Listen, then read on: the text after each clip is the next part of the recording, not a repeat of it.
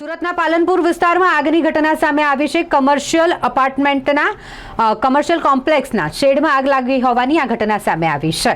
મોરા ભાગડ નક્ષત્ર સોલિટિયરમાં આગ લાગી હોય લોકોમાં અફરાતફરીનો માહોલ હતો। જો કે ફાયર વિભાગને જાણકારી મળતાની સાથે જ ફાયર વિભાગની ટીમ ત્યાં પહોંચી ગઈ।